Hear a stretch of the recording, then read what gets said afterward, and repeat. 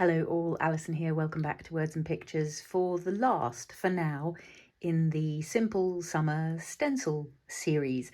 Although, as you know, there are plenty of other videos using stencils on the channel, and there will be more stencils to come. This is the fifth in the August series of just some simple stencil techniques that give me joy, ways I use them very often. And this last one is specifically with building. I like building brick walls and floors with specifically these three. I mean, there are others as well that are brick based or stone based or all of that sort of thing. But these are the ones I really enjoy creating a stone look wall with. So you'll see it, you're going to get a glimpse of some autumn colours. I keep promising autumn colours. The trees are still really green here, so they're probably not going to start just yet. But this is an old book cover, and I hope you can see the brick wall texture there. That's pretty much what we're going to be creating today. Just a little old grey stone wall. There's a little glimpse of some autumn colour that will be coming your way quite soon. So that's one project where I've done that wall thing. Here's another one, really grimy, mossy, grungy wall going on here. And this is also what we're going to have a look at today, because I love combining it with old book pages. So you're not necessarily going entirely for a totally realistic wall. We're going for something a little more artsy and fantastical in there. These two are actually done with the Tim Holtz Bricks embossing folder, so that's not with stencils at all. It's a bit of a cheat, but it's just to show you how obsessed I am with the brick walls. And at some point quite soon, if you're interested, let me know in the comments. We could have a look at creating something a bit more like that, and that's using, as I say, paper. So that's not through a stencil, that's an embossing folder that presses that into the paper.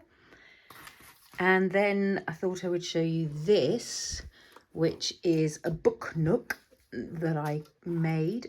Most of the structures came in the box, so the stairway and all of that. The great joy I took on this, and I haven't glued it together because I wanted to be able to get in to see the details. This is, for me, this is Verona, this is Romeo and Juliet. It's even got the balcony.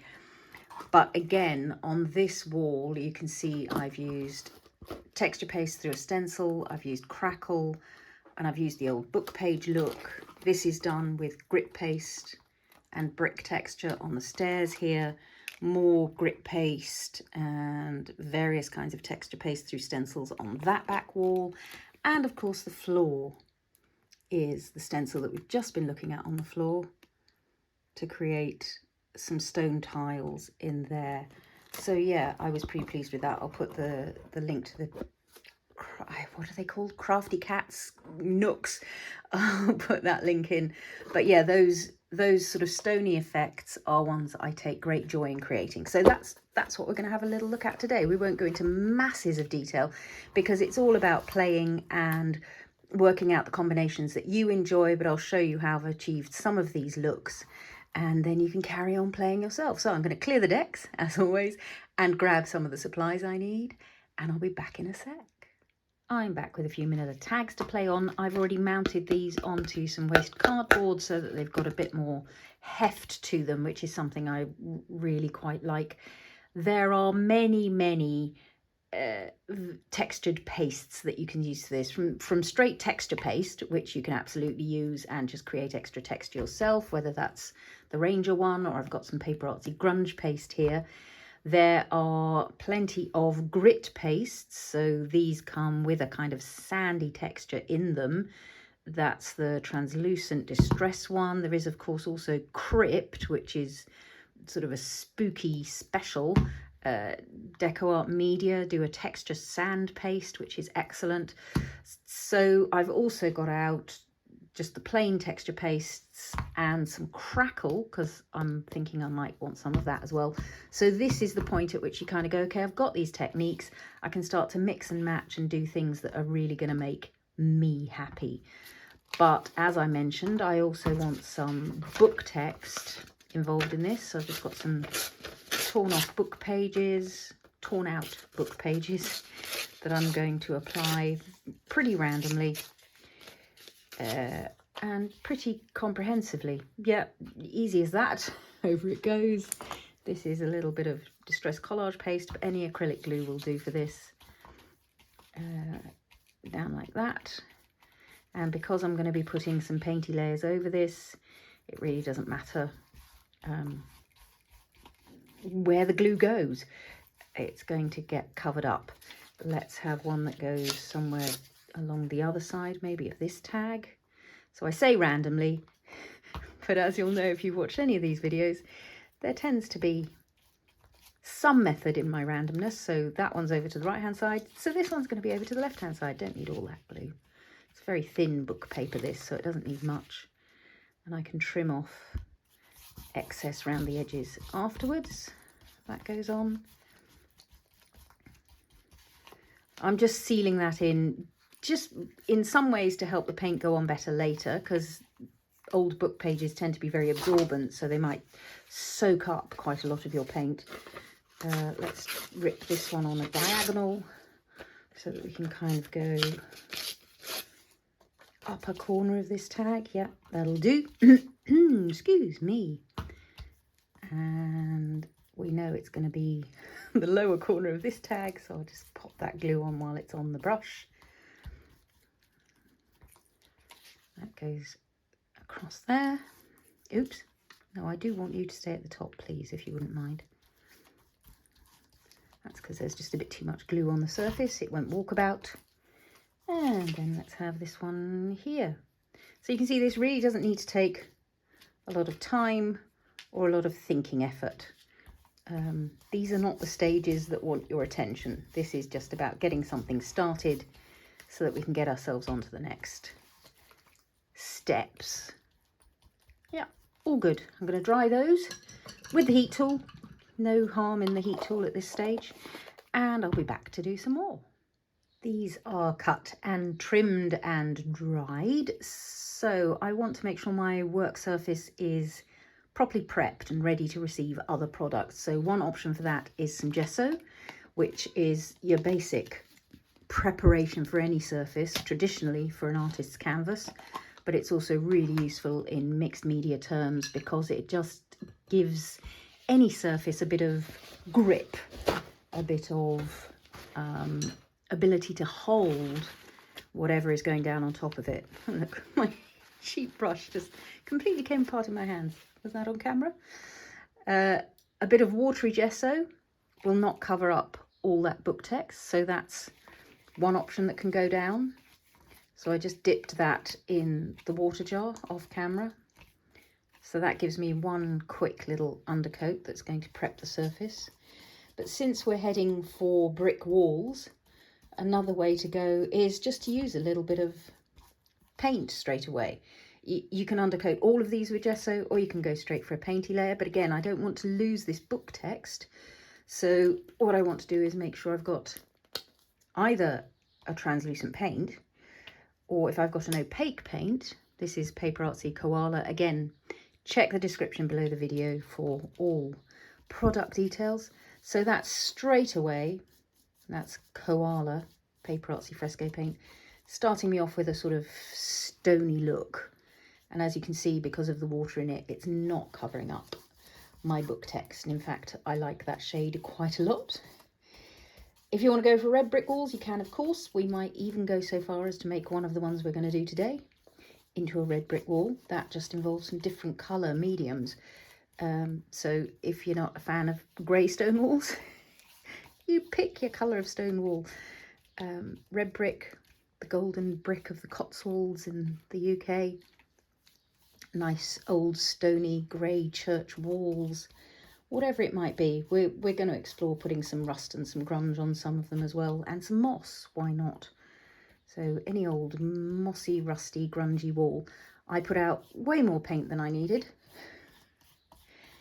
So I'm going to just pop some of it back into the paint pot for use another day. I'm going to avoid the little bit at the bottom of the craft mat where it's got water, but I think that bit is all pretty much untouched. So that can go back in there, ready to play another day. Waste not, want not. So again, a quick little dry with the heat tool, and these will be ready for some stenciled texture paste. Back in a sec. The next step is really the one that you've seen throughout this simple summer stencil series. It's to take the stencil and some texture paste, whether it's grit paste or crackle paste or other paste. The technique is exactly the same, and I'm going to choose to put it randomly across here because what I want is an old worn brick wall. I'm not interested in perfection. I'm not interested in a brand newly built wall with shiny bricks. That, of course, is not my jam. So I'm just going to add this texture paste through this stencil to create some random additional brick texture, and I'm being quite loose with it, and I'm not worrying if it doesn't fill a whole brick. This is the Decoart sand paste, and you can probably hear if I shut up how sandy that is going through the stencil. Peel it away, and I've got some bricks on my tag ready to be highlighted or highlit. Here we go again. Am I going to highlight the texture? Yes, I'm going to highlight the texture. And will it then be highlit or will it then be highlighted? I really love these bricks. So I've got the sandy paste on here. I think I'm going to let some of that sand paste continue to come through because it'll come off those bits while I do this. But I'm going to now, I think, use some of this Crypt paste, which, as you can see, this is a new pot. I bought one of the little taster pots when they first happened, and then yeah, it was definitely worth the investment in the other. Now this Crypt paste doesn't need as much additional paint help or other medium help because, as you can see, it's already got a lovely stony grey texture, lovely kind of sparkly knobbly bits in it. But nonetheless, it is going to get some treatment, but it does some of the job for you already with those textures and those colours. So there's some greystone wall gone straight on there. This I'm going to give a quick spritz of water to, or if you've got a little baking tray, you can keep that nearby and just make sure you pop the stencils into that baking tray so that the texture paste doesn't dry on the stencil. Is all you're looking for. Since we're doing different textures on each one, let's go maybe with a touch of the translucent grit paste. So I prefer the matte because I like the solid presence of it, but it seems to have gone walkabout on me. So for now, I'm going to, shall I do it with that one or that one? Yeah, let's pop this through here. And you'll see that even though it's translucent, because obviously later we're going to be painting it, that's going to give back some of the presence to that grit paste. That's a slightly less gloopy one, so it goes on a little more easily. You don't have to work quite as hard as I did with the texture sand paste. Although bear in mind, I have had some of these for quite a long time, so there will have been some drying out going on as well. And you can see I'm partly over the bare part of the tag, but I'm also partly over the book text. None of this is an exact science. It's about a kind of random worn look. That's a nice floor tile.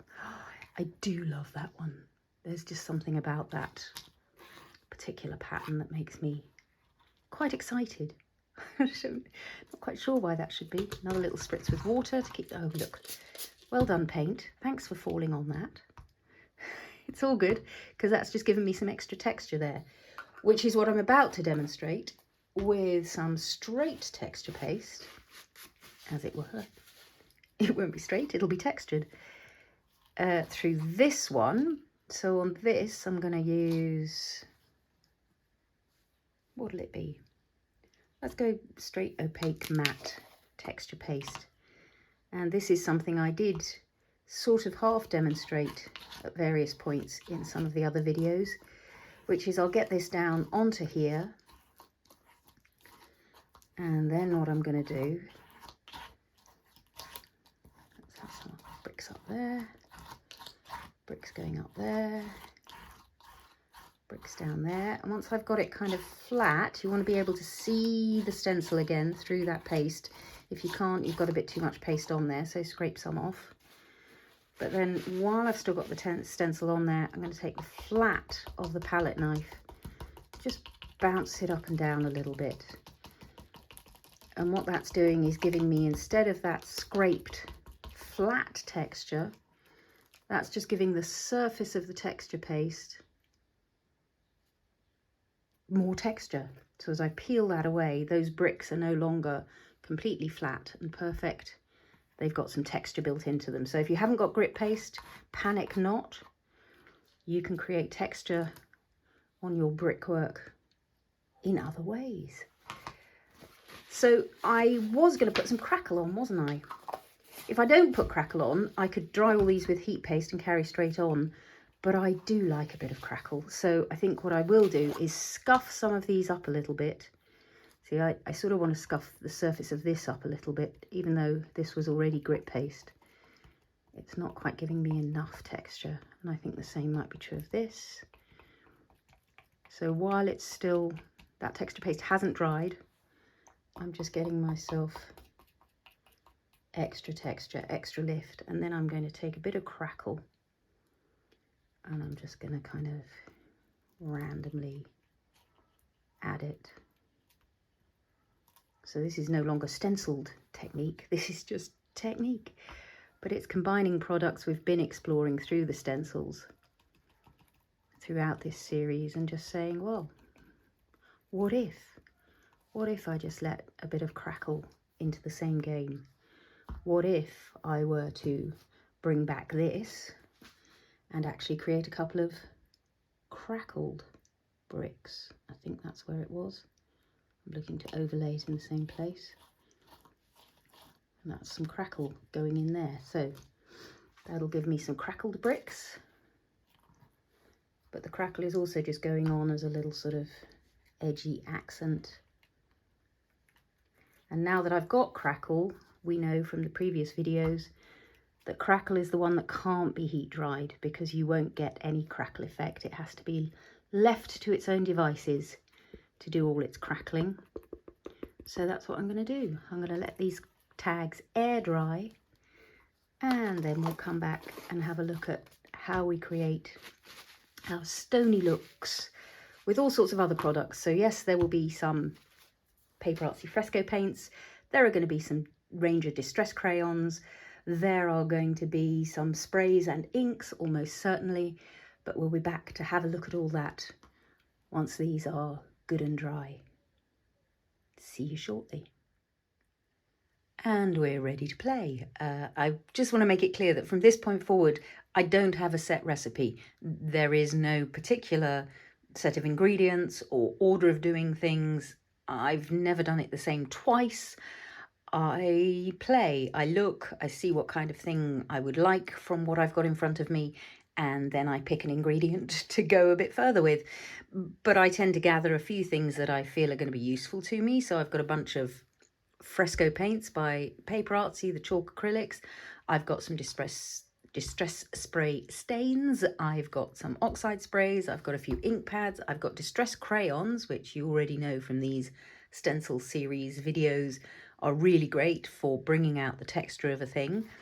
But I think you can probably see we're playing with already some quite exciting textures on here that are just, I'm looking forward to seeing what we can create.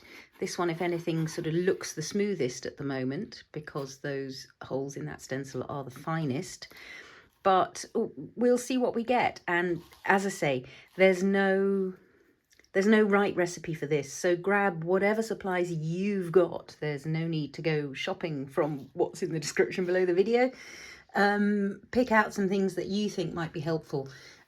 A bit of natural sponge can be quite useful for applying stone texture because that gives you a bit of help. I've got a couple of scrubby brushes.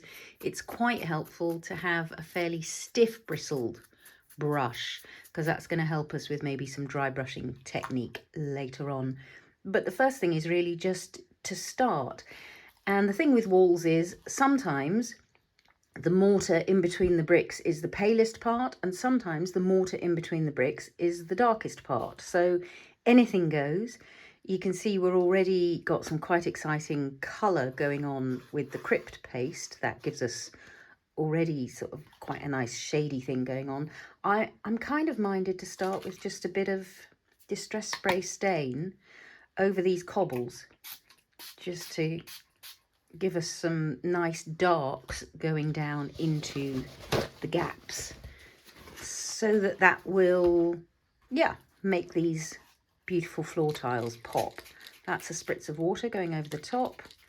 And because I'm not at the moment kind of going for hyper realism, because how many floors do you know that have book text in the background, I'm going for a sort of a feel, a look. That was the Hickory Smoke Distress Spray, which has a sort of purple tint to it. It's a grey that has a lot of pinky purple in it, as opposed to, let's say, the pumice stone, which is another favourite of mine, which I'm just going to pop onto here. Still haven't cleaned my pumice stone nozzle, so I get that spritz and spray, but that's never the pattern I'm going to stick with. I'm always going to put either another spray over the top, or I'm going to use some water to allow that spray to move. So I'm not generally very bothered about what my spray patterns are. So that's sort of starting point on those two. With this one, I think I'm going to start with some stone paint, because stone seems like the right kind of colour to use with stone. What can I say? It seems to be the right kind of thing to do. So I'm going to, not all over the place, because again, I want to keep that book text at least hovering, but I'm going to give a rough coating, and I'm going to put some over that Crackle as well, just down into the gaps a little bit. And I think what I might do is add a little bit of that over here as well. And this is real mixed media, because that's just now blending with that still wet Distress Spray. And I'm going to do the same here, just dropping some in to let that paint and that ink mix, say hello to each other. A little bit of stone colour around here maybe. Again, onto the Crackle, because what I don't want is bright white Crackle. I think that's probably the main thing I'm going for there. I think I'd like a bit of maybe the steel grey. Oh, I said there was going to be I've gathered, in a kind of promise to you and myself, I've gathered materials for a red brick wall as well. So there are, controversially, on the table, some reds and rusts and oranges, and we'll just see how we go with those. I'm thinking if there is a red brick wall, it's probably the one over here. But for now, I'm getting some first layers down. Now this hefty sort of purpliness is slightly bugging me, so I'm just going to lift some of it away. Yeah. And then what I'm going to do is add some of this slate, which is a sort of softer grey. Again, just in patches. The thing is, if you look at a brick wall or a stone floor, the colours are never consistent throughout, which is why with the Crypt paste, although I love that it gives you already the colour and the texture, it's a bit too uniform for my liking at the moment. So I am going to be covering bits of it. Not all of it is going to stay pure Crypt paste, but I am going to try and keep some of it active. Maybe a little smidge of pumice stone onto this one. And maybe a little smidge of pumice stone just into the gaps here. But you can see it's not, this is an art, not a science. I just want to say that again. This is me looking, seeing what I'm enjoying, thinking, oh, I'd like a bit of that over on that one as well, please, because I'm really enjoying it. And then doing that. And I think that might be about it before a bit of drying, and then we'll start to add some sort of top layering and individual brickwork. So I've got a sort of variety of colours already going on in places. I've got varieties of texture because I've got the Crackle, I've got all kinds of other things going on. I like the sort of grungy look going on over here on the Crypt paste. So I think I'll keep that going. I like the sort of soft greys I've got here. And you know what else I'm going to do? I'm just going to do a bit of spattering just to use up what's on the craft mat. It's not a significant layer, but it might just add a little bit of extra detail in the long run. So I can now dry these with the heat tool. That's no problem. The Crackle has done its crackling, so there's no more to be got out of that. So that's a very quick sort of first layer of various products to create some stony looks. Give me a bit of stuff going on down in the cracks in places. I might want to darken some of that up at some point. Or I might be really happy with what I've got. We'll see. But I think the next stage is going to be to get out some of these distress crayons and just highlight some individual bricks in places. I already really like the kind of grungy variety of stuff going on over here. I sort of feel like that wall might want some moss growing up it, and that kind of might be enough for that one. It's got a really nice look to it. There are those little bits of sparkle in the Crypt paste that give it a little lift. This one, yeah, that's looking quite like a pavement to me. I think I'm probably going to do something to just slightly hide those pink tones where it's interacted with that texture paste. That's an interesting colour. I don't dislike it. It's giving me something I've never had before, which is always a joy. On here, I really like that I've just got this kind of scubby stone wall look going on. I like the broken crackle wearing it away. I like just those hints of book text coming through from underneath. So again, that one might be a question of just a bit of mossiness,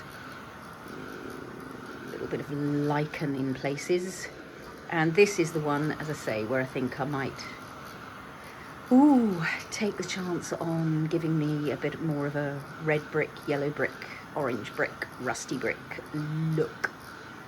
I'm going to hold off on that one for a little bit longer and maybe just start with a bit of mossy lichenness. And for that, I've got some peeled paint here, distress crayon, and I've got even, the rustic wilderness, which is a really full-on rich green. So it doesn't require much in the way of anything. So I'm just bringing that in from the edges because that'll be the thing in the long run. And as you'll remember with the distress crayon, it's possible to spread it out or leave it as it is. In places I quite like how that's highlighting the texture just as it is. And I can rub it out with my finger, or I can choose to use a slightly damp paintbrush, and that's what I've got here. So I'm trying not to activate all of those nice lumpy bits. I'm just letting some of them go on the move, and some of them are staying put as nice lumpy bits. You gotta love the scrubbly bits. It's the scrubbly bits that kind of give you that sense of life and random movement. Yeah, so that might be enough on there to make me happy. I'm going to grow it along a couple of these bricks in the middle. Yep. Maybe up here. Yeah, for now I'm going to leave that be and let it dry. That's a mossy, scrubbly old stone wall. Could you ask for anything more? Let's see what we've got here. And here I think what I might like is just a little bit of highlighting again of some of this texture. So the stones themselves are quite dark. So what I'd quite like is something, maybe it's as simple as the picket fence, just picking up some of that texture. And you can see immediately that what it gives me is a kind of knowledge that I didn't have before, a visual presence of some of the knobbly bits on those floored paving stones. Paving stones, that's what they are. Paving stones when they're on a floor. That's quite exciting to me. Another option, if you don't have distress crayons, another really good option for if you want to sort of highlight individual bits of texture is to do some dry brushing, and I'm gonna have a look at that in a minute over here. But what I want to do first is maybe do just a little bit of individual stone highlighting. So I've got, again, this is antique linen, so I'm just going to use that on that stone and that stone and that stone, and I'm going to put a little bit of, let's see, pumice stone onto the mat now, like so. And I'm going to use my little paintbrush again. This is again just a scrubby little craft brush, it's nothing special, and I'm just going to give a couple of stones in this wall an extra bit of dark, including some that have got the crackle. Get the impression of those stones. That's good. That's going to dry paler, but if it feels too much, you just add a little bit of water and or dab it away. So that gives me that subtlety. But again, it's just about making sure the stones don't all look the same. That's what we want. And this can be a really beautifully meditative process. I don't know if it's just me. I love a good brick wall. I love a good stone wall. I love looking at the variations in colour. I love looking at how the light falls in the cracks and over the top. On this one, I'm sort of wanting, what is it? Maybe I'll leave it for a minute and have a look again. In the meantime, it's time to be really brave. In fact, I'm not going to be really brave. I'm going to start with a gentle version. I'm going to start with a bit of rusty hinge on the mat. And again, just this little, to just sink some ink into a few of these bricks here. I'm not being too bothered about being precise to the, only to the brick and not beyond, because again, with weathering, with how light falls, quite often the colour of the bricks nearby will be similar. I'll do a waterier version of that. That's quite nice. Quite enjoying that. Might add in some vintage photo. Before I go full on red, I'm going brown. So the vintage photo, actually going over some of those greys, gives me quite a similar look. So it might be time to be bolder. Let's go, ooh, I think maybe it's the wild honey I want over here. Oh, I'll have a think about that in a minute. I'm going to do this first. I'm going to highlight a couple of those with some wild honey. And then I'm going to go really, really bold. Fired brick is a colour that has the word brick in the title. So why wouldn't you want it in your brick wall? That's going to need a little bit of softening for me. And maybe a little bit of pulling back, because that's actually, it's a very purpley red to me. Fired brick, I guess it's more of a sort of tile than a brick. So it's not giving me joy. I'm going to knock it back a bit, and I'm going to pursue my oranges. Or maybe this is the thing about the kind of brick walls you have in different countries. For me, that's too red.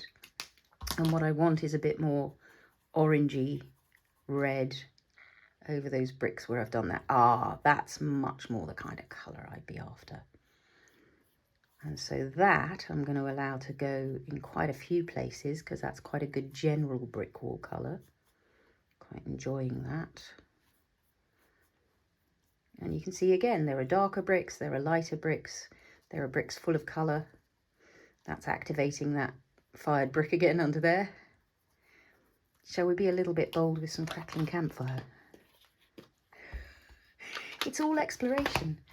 I have done red brick walls in the past as well. And I did the same thing then.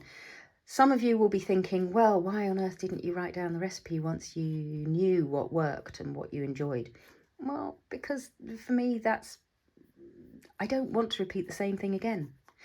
I want to go on an adventure every time I'm here. And that's what enables me to be, I suppose what they say is in the zone, in the moment, exploring my products, finding out what they'll do for me. That's quite nice. That's a lot of stuff to leave on the mat, so I might do this. That's not even my usual spatter brush. And I do want, I think, a few more darks in here. I might go so far as to spritz and spray with a bit of, maybe it's as simple as pumice stone actually. I don't think I want to go all the way to vintage photo. So let's go with a spritz of pumice stone. You know, and having seen that, I do want to go vintage photo. And or maybe rusty hinge. What's that little bit of stuff there? So let's dig out, you'll gather the twigs.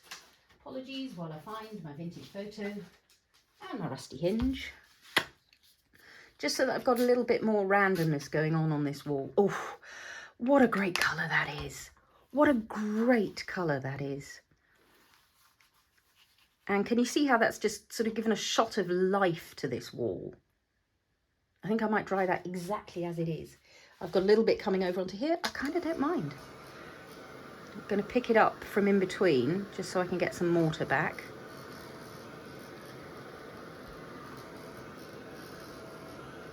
Yes, much happier now. So it's between the precision of going for individual bricks and a kind of look of the whole wall, I guess. And it's playing with both of those things. And then I think what I want to do is go in then again, back in with some individual highlighting. And I think it might be a bit of pumice stone, for instance, here. Just a little bit of additional texture. It might be a little bit of antique linen to highlight in other places. And it's just, oh yes, see, that's giving me quite a lot of pleasure now. I do want, right in the middle here, a little bit of the rusty hinge again, but with precision this time. So I'm going to take it like so and use it to just fill in those middle gaps.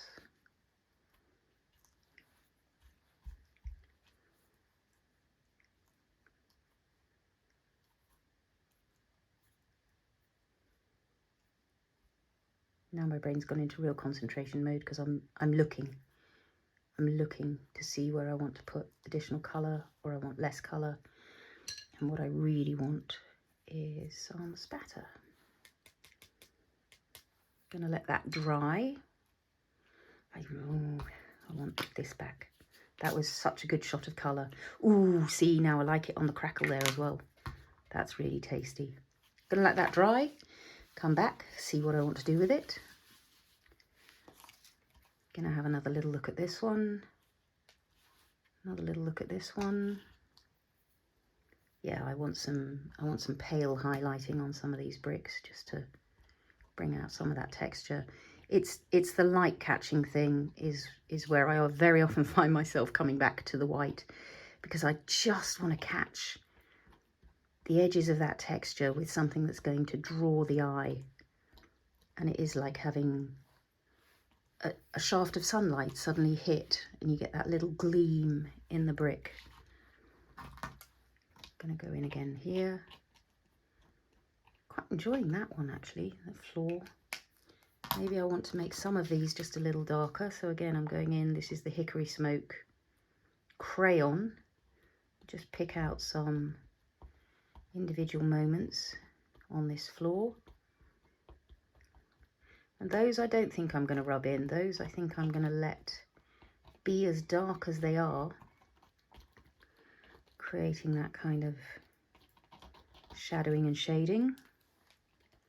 That's really rather satisfying. I think I might be about done with this one as well. Maybe it does want some darks in places. So you can see this is, I'm going to say it again, it's not a fixed recipe. It's me playing. It's not that there's a path you follow to get the exact brick wall that you want. There are infinite looks to brick walls. There are infinite possibilities. Quite enjoying this one. And sort of what I feel like I want is, yes, a bit more of a grey in places, just because that's giving me a lovely variation in this brick wall. I even maybe want a little bit of blue on some of these. So I'm going to take, here's a favourite of mine, Faded Jeans and or Stormy Sky Oxide inks. I'm going to put a little bit of that onto the mat. A little bit more Stormy Sky. And this is going to seem like a strange thing to do, but I'm just going to put a little bit of blue spatter over those oranges because it's going to make them pop more orange. And I'm going to put a little bit of blue spatter over those bricks. I'm going to put a little bit of blue spatter over these bricks. And because the oxides are opaque, they are going to be present in a way that putting inks on at this point probably wouldn't be. The inks will vanish pretty much entirely. That's just giving me a kind of, what is it about? It's about a speckled shadow. It's about a slightly different colour tone coming in. And it's just about a little bit of variation across those different brick walls. Really quite happy with that. I might even go so far. Oh, I promised you dry brushing, didn't I? I better give you at least a little example of dry brushing before I stop. Yeah, I'm enjoying those blue bricks quite a lot. Might put a bit of blue brick over here as well. Yep. Stop fiddling. So there's also a thing about, you could go on doing this forever, adding layers and layers and layers. There comes a point where you just have to say, enough is enough. These look great. They're only backgrounds anyway. They're going to vanish underneath something else. But the pleasure I get from the playtime, I hope is sort of clear to all of you by now. Yep.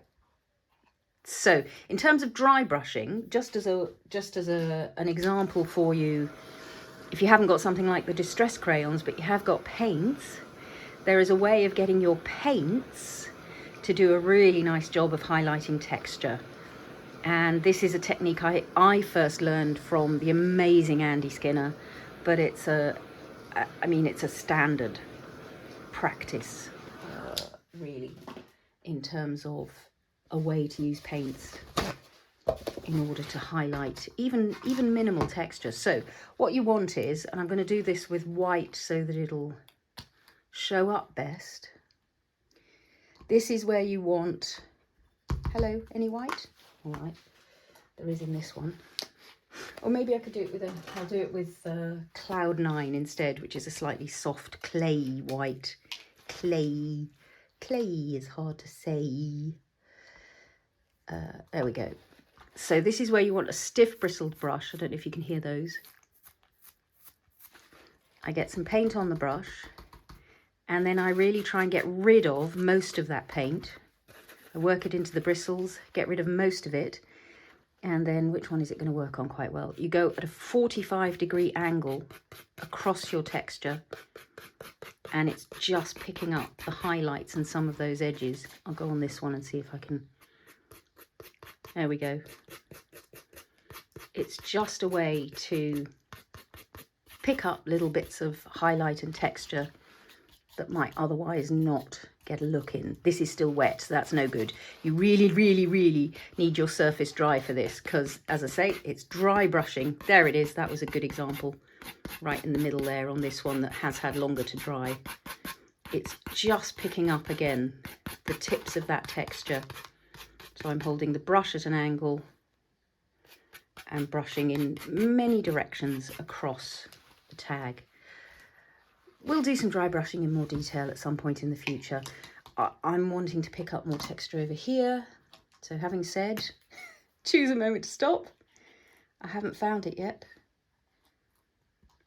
I'm really enjoying what's going on that red brick wall.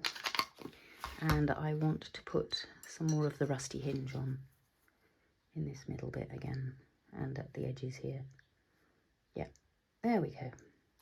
I mean, and think how great that's going to look with maybe some green die cuts growing up it, or some natural elements, all of that kind of business. So I think I'm gonna stop there. I'm gonna clean up some of this mess. Trouble as we head into autumn and we start using some of these autumnal colours, they tend to be far more highly staining than the blues and the greens. There's a little bit of paper I can use as a background. Look at that mop-up cloth. Stick that onto a journal page and you're away with an autumnal background, so I'll let that dry somewhere over here. I will, as usual, dive in for a little close-up montage of some of this texture, because that's always the best way to see the real detail of what's available on these tags. But I hope you've enjoyed this simple summer stencil series. As I say, the stencils are not going anywhere, so they're going to feature in lots of things coming up. But I wanted, through August, while I was busy with the fodder school teaching class, to just make sure that there were still exciting things to play with. So none of it rocket science, just some really great techniques with stencils, texture paste, inks, paints, and all of those kinds of things. Get out your supplies and play. Happy crafting all.